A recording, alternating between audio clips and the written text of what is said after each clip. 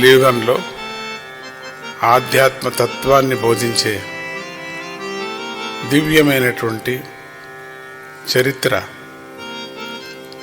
శ్రీనివాస కళ్యాణం. మనోబుద్ధి ఐక్యమే కళ్యాణం. ఇంద్రియాల్లో చేరినటువంటి వర్గాలుని హర్షడ్ వర్గాల రూపమైనటువంటి దుర్మార్గాల్ని సంహారం చేసేటువంటిది దుష్ట సంహారం. మనలో ప్రవహించేటువంటి ఆ గంగా తత్వాన్ని మనకు పానం చేయించేటువంటిది, అమృత పానం చేయించేటువంటిదే శ్రీనివాస కళ్యాణం. మన కోసం ఎంత కష్టపడతాడో, మన అజ్ఞానాన్ని దూరం చేయటానికి తాను అజ్ఞానంగా ఆడినట్టుగా ఆడుతూ మనలో చేరి మనది మనకే అర్థమయ్యేటట్టుగా చెప్తాడు.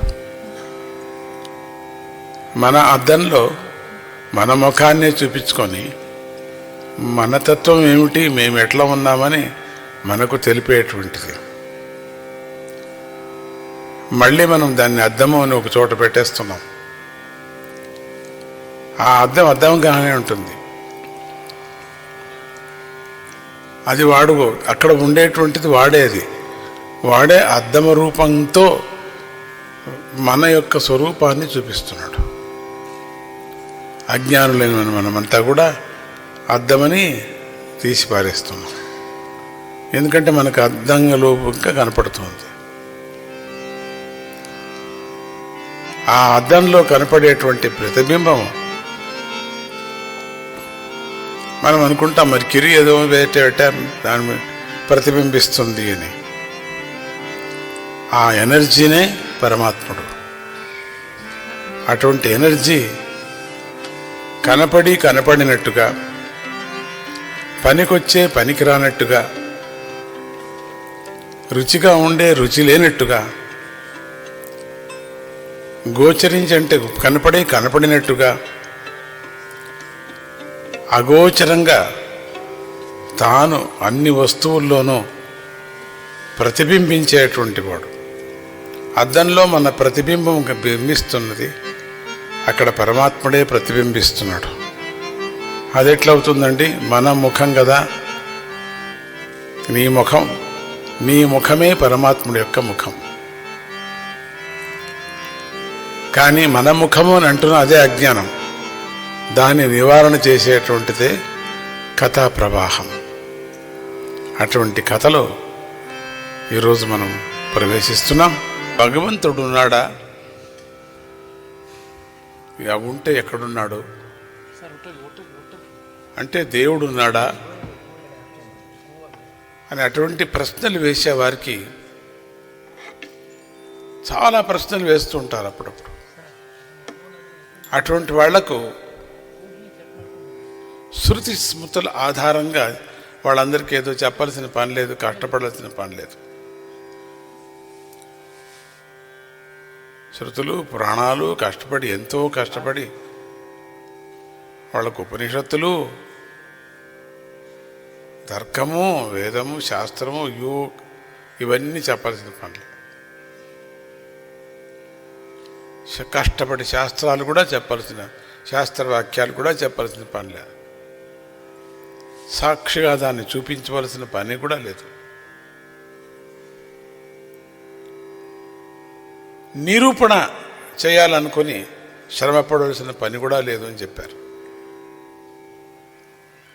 పిడివాదాలతో జయించవలసిన పని లేదు అని చెప్పుకొని వచ్చారు. మొండిగా వాళ్ళతో వాదన చేసి వాళ్ళు అడిగిన ప్రశ్నలకంతా సమాధానం లేక, సమాధానం కష్టపడి చెబుతూ ఎంత చెప్పినా వాళ్ళు వినక, ఇటువంటి వాళ్ళకి చూపాల్సిన పని ఏమిటి? అలాంటి వారికి చేయి ఎత్తి ఒక్కసారి తిరుమల దిక్కు ఉన్న వైపుకు చూపిస్తే చాలు. ప్రత్యక్షంగా నడిచినటువంటి కథను వాళ్ళకు తెలిపితే నమ్మకం కూడా వస్తుంది. మనం కంటితో చూస్తున్నాం కదా అని. మన చిన్న చిన్న దానికంతా దేవుడు లేడు అని, దేవుడు ఉన్నాడని అని కట్టుకుంటుంటాం. నా బీగం చెవులు ఎక్కడో పోయాయి, నా తాళం చెవులు దొరికితే దేవుడు ఉన్నాడు అని. ఒక చెప్పు పాడైపోయింది, చెప్పు దొరికితే దేవుడు ఉన్నాడని. టికెట్ దొరికితే దేవుడు ఉన్నాడని, దొరక్కపోతే దేవుడు లేడని. ఇట్లా చిన్న చిన్న చిల్లర చిల్లర చిల్లర చిల్లర అంతా మనం ఆ దేవుణ్ణి విగ్గుతుంటాం.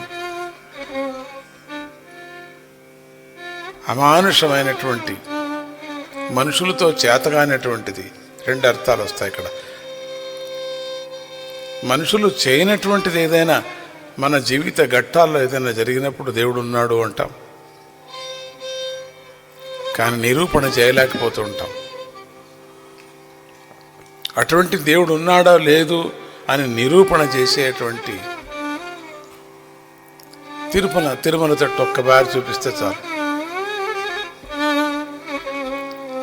నిత్యము వెలుగుతున్న సూర్యుడి వంటి తేజోమూర్తి కనిపిస్తారు. ఆ మూర్తిని విగ్రహము అన్నవాళ్ళ మూర్ఖులు అని చెప్పచ్చు. ప్రత్యక్షంగా నిలుచుకున్నటువంటి దైవము అని మనం దత్త వెంకట క్షేత్రాన్ని, వెంకటేశ్వరుని చూసినప్పుడు ఆ దివ్యమైనటువంటి మూర్తి శృంగారము మంత్రఘోషాలతో, దివ్యమైనటువంటి వాసనతో, తేజోమయమైనటువంటి ఆ ఆభరణాలతో స్వామి విరాజిల్లుతున్నప్పుడు పరమాత్ముడి యొక్క దృశ్యము, వాడి యొక్క స్వరూపము ఇంకా ఏ దేవతకు లేదేమో చెప్పాలి. ఇంకా ఎటువంటి స్వామికి కలగలేదేమో, ఎటువంటి మూర్తికి కలగలేదేమో చెప్పచ్చు. కళ్ళు మూసుకుంటే ఆ దివ్యమైనటువంటి మంగళ స్వరూపమైనటువంటి మూర్తి మనలో కనపడుతూ ఉంటాడు. ఎందుకంటే వెంకటేశ్వర స్వామి ఇలలో నిలిచిన ప్రత్యక్ష దైవం, కంటికి కనిపించే దైవం. ప్రపంచంలో నిలిచినటువంటి దైవం, ప్రత్యక్షంగా అందరూ అనుభవించేటువంటి ఆ పరమాత్ముని యొక్క అనుభవం చెప్పలేని, తరిమి ఇంకా ఎంతో తనిమి తీరా వినాల అనిపిస్తుంది, చెప్పలేమేమో. అటువంటి దివ్యమైనటువంటి వెంకటేశ్వర స్వామి ఆయన ఎవరు, ఆయన తత్వం ఏమిటి అని ఎవరైనా అడిగితే ఏం చెప్పాలి అటువంటి వాళ్లకు? ఈ మూర్తి ఏమిటి, ఈ కొండ ఏమిటి, ఈ 7 కొండలు ఏమిటి, ఎక్కడ ఏంటి, దీని తత్వం ఏమిటి, ఈయన సమాచారం ఏమిటి అని అడిగినప్పుడు ఒక సమాధానకరమైనటువంటి మనం కొంత మహిమను చెప్పాల్సి వస్తుంది. మనమంతా అనుకునేది ఏంటంటే నా పని అయిపోయింది కాబట్టి మెట్లు ఎక్కాను అని చెప్పటం. ఎప్పుడూ పెళ్లి కానటువంటి 40 ఏళ్ళకి పెళ్లి అయింది నా కూతురికి అని చెప్పుకోవటం, 40 ఏళ్ళ కోర్టు గెలిచాను అని చెప్పుకోవటం, 20 ఏళ్లకు గోడ కొట్టాను అని చెప్పుకోవటం. ఇట్లా కాదు చెప్పేది, ఇవి మహిమ కాదు. అది అటువంటి వాళ్లకు అటు ఇటు మనం గాబరా పడాల్సిన పని లేదు. ఎట్లా బాగా చెప్పేది వీళ్ళకని ఒకటి చెప్పాలంతే. ఏం చెప్పాలండి? ఆయనే గోవిందుడు అని చెప్పాలి.